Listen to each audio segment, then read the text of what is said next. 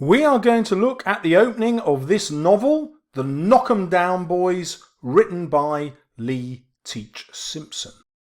My best friend, my do-anything-for-me best mate is lying limp while I'm clutching his cracked-up head, and chaos is everywhere. Blind panic is kicking everyone in the arse. The whole area seems to empty in an instant. That's the effect that the police have on people like us. It all happens that quickly, and then there's just us three. Me, Sparky, and L. Pigface.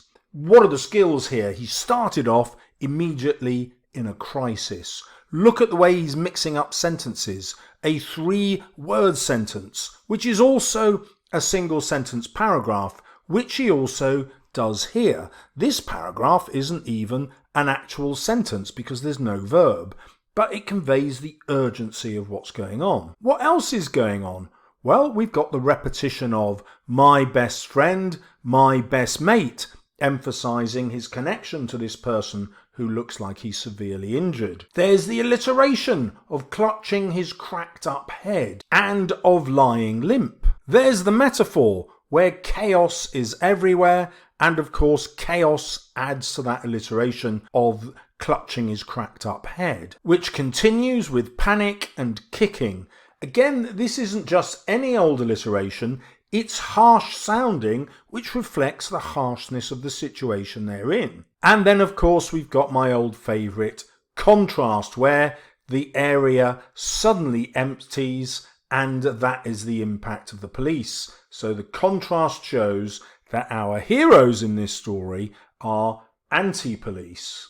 Notice how he's picked on only 3 characters because that makes it really easy for the reader to hold them all in their heads. And notice as well that he's not using real names. Sparky immediately gives you an idea as to what kind of person this is going to be. It's someone who's likely to have a very lively personality, perhaps an electric, volatile one.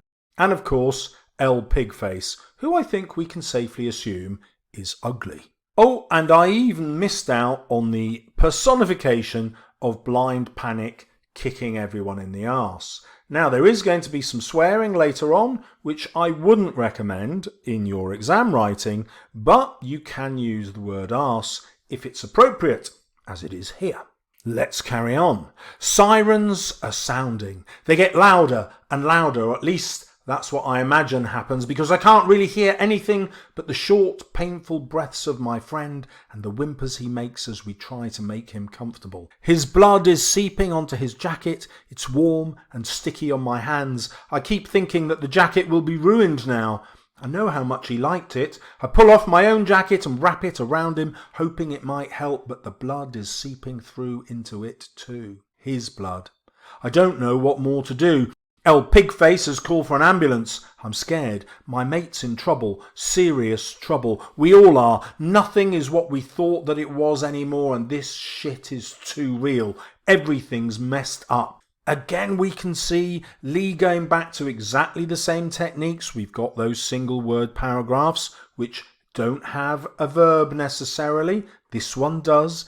It dramatises the impact of the situation, creates a sense of urgency and worry about what's going to happen to our characters. This time, instead of just alliteration, we have sibilance. Sibilance is either sinister or soft and gentle. Here, obviously, it's sinister. We've got repetition again with louder and louder, and the alliteration with least. We have a contrast. He can imagine what's happening, but it's more important for him to think about the painful breaths of his friend. It suggests, doesn't it, that his friend might die. The painful breaths and the whimpers are a skillful way to use sound to engage us, rather than saying to us, oh, and what I could hear was, or the sound was. That's something clumsy writers do. In novels, we just experience the sound live. By which I mean we can imagine what short, painful breaths must sound like without Lee having to tell us. And then the other sounds are conveyed quickly. We're not told he let out a whimper. We just have it conveyed as quickly as possible in one word. In the next paragraph, we have more of that sinister sibilance, seeping and sticky. We've got that harsh alliteration again, although here it's consonants because it's happening in the middle of the words. Sticky jacket. Again, we've got contrast between what he's hoping for and what actually happens. And did you notice when I read it out that through and to introduce a rhyme?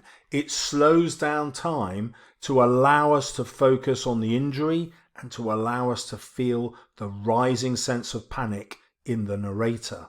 Now, if you want to get really cool with a technique, here is assonance, where you repeat vowel sounds, and Lee has chosen a really harsh sound for the I, so it doesn't say I, it says its own name. Nothing, is, it, is, shit, is.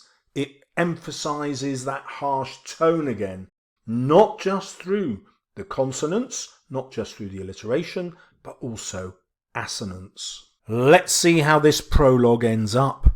I'm crying too because I realise that I love my mate the way that you love the most important person you have in the world. I'm crying because I love him like that, and I'm crying because he's probably dying. I expect that you want to know how we ended up like this. Well, I can tell you, it wasn't simple.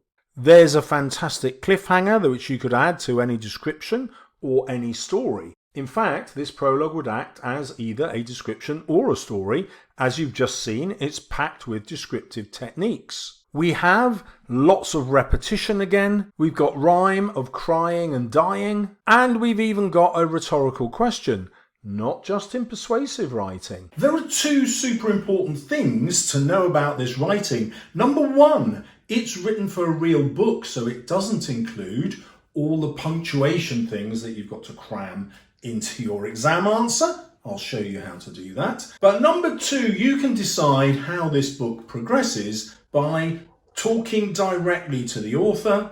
There's a link in the description below. The one thing that will matter in the exam is he also hasn't crammed it full of punctuation to show off that he knows how to use a colon or a semicolon or dashes or brackets. Real writers don't think that way, do they?